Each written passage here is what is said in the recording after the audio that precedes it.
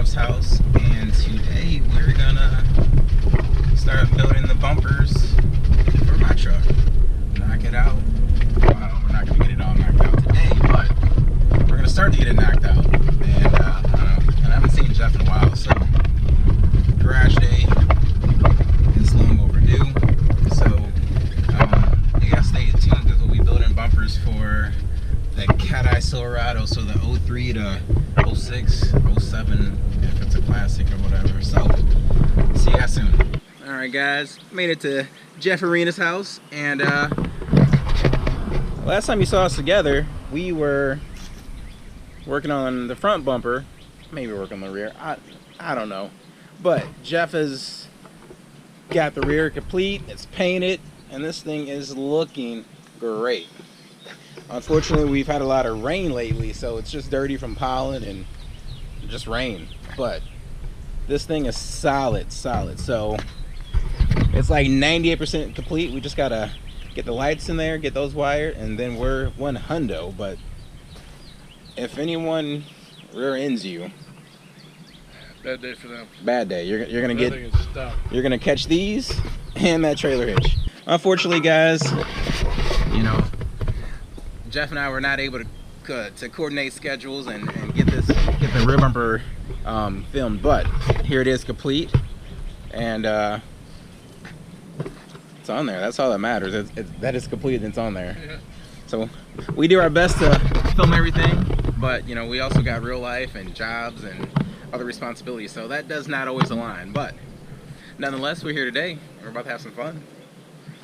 We're about to get old red with a facelift. Alright guys, stay tuned.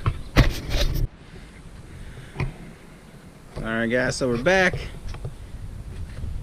Jeff is under red, and we're getting ready to get this front bumper off, and then we're gonna get the this front bumper. I'm losing my mind. Get my front bumper mounted up and tacked in, and then from there we'll be able to take it off and put it inside, and you know, it'll be ready for Jeff to continue to put his magic on it. So stay tuned guys, we're gonna give you a somewhat step-by-step of how this is, and help you guys out along the way if you decide to tackle this project. Alright, so we got the bumper off. Also a bracket for the fog lights.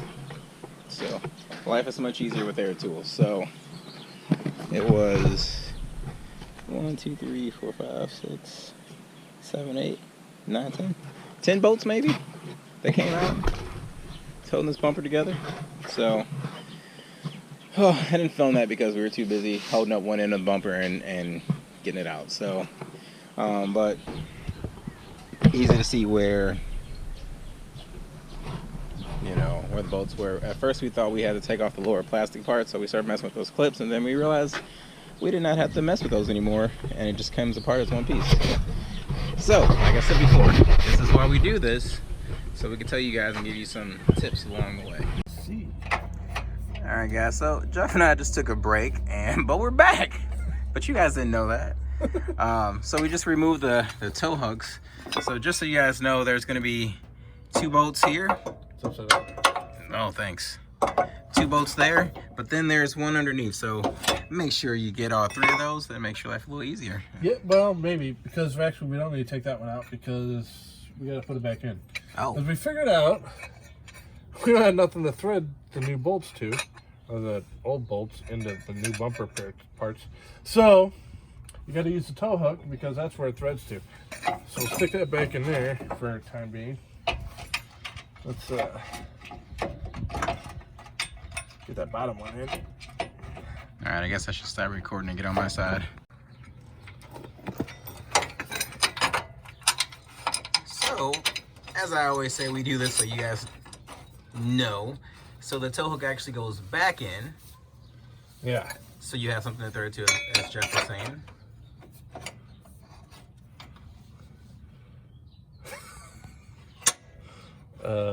Hold on.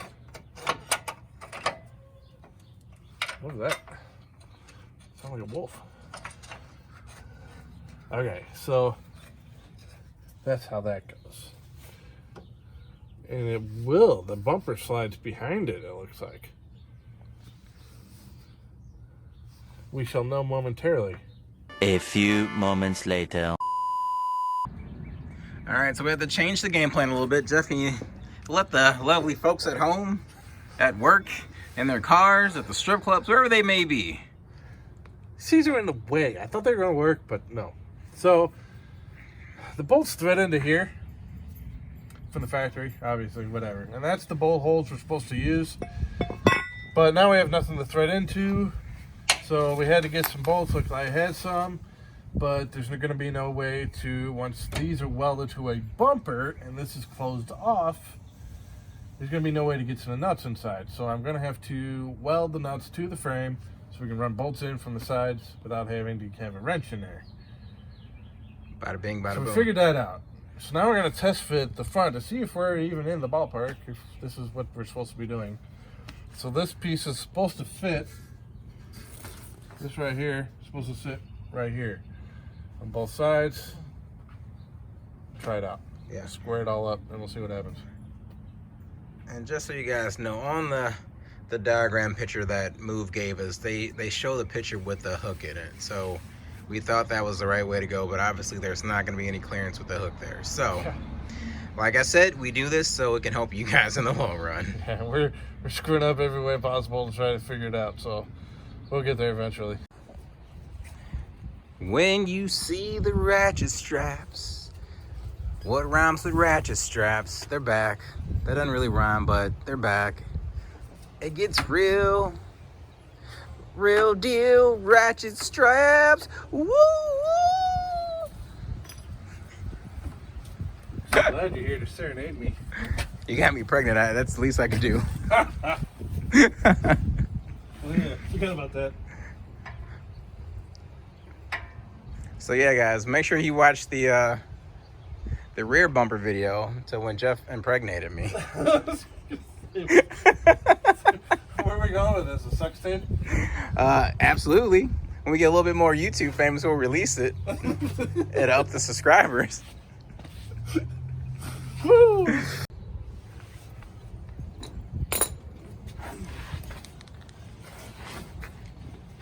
Oh, that looks pretty like a nice fit now. Yeah.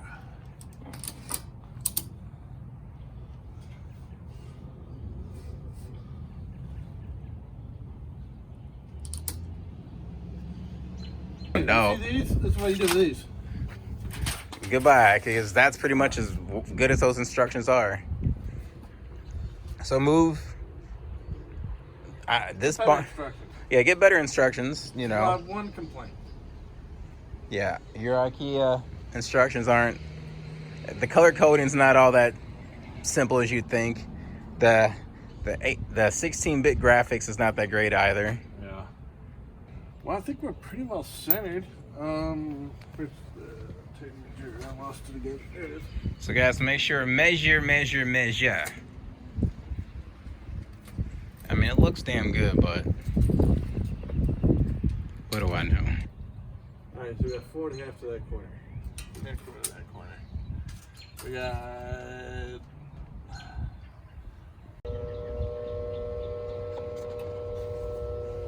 So we got everything squared away. It's even side to side, front to back. And so now we're gonna put a couple quick tacks in. Put my helmet down. Jeff's always trying to blind me.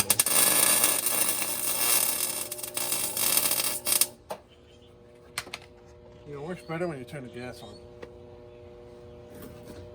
Open that valve. We keep all our bloopers, folks. Yeah. Remember, turn the gas on.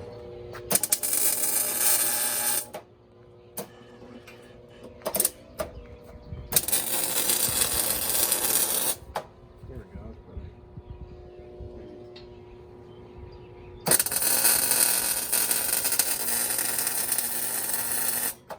There we go. Oh, don't show those. Those look like shit.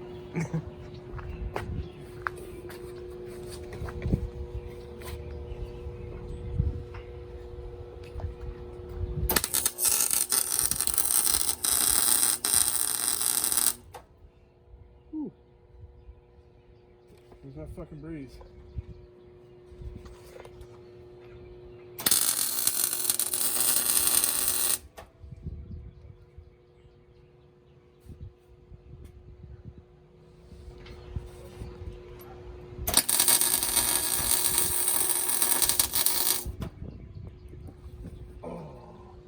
You know what I didn't do? I didn't weld those nuts yet. Yeah, well, what? Weld the nuts down there yet.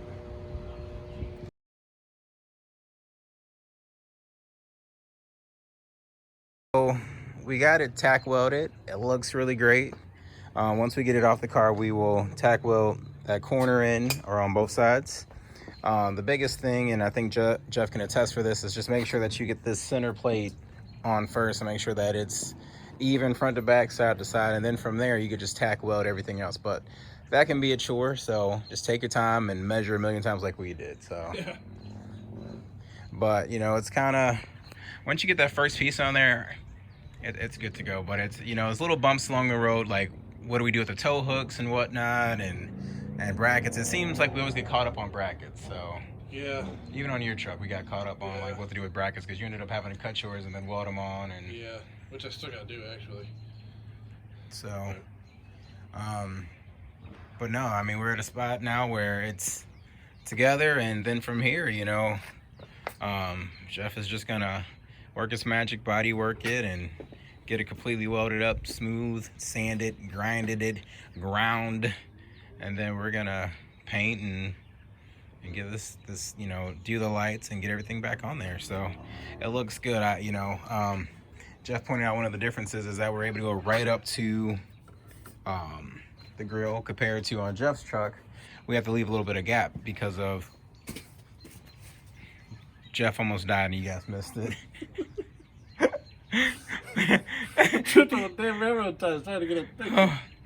So yeah, on the Cateyes you can go right up to the grill, which is great compared to on Jeff's Ram, where you have to leave some space so you can make sure you get the hood open. So I like how nicely it's tucked in. You know, you can see right here that it comes right up right at the wheel well. So pretty freaking awesome.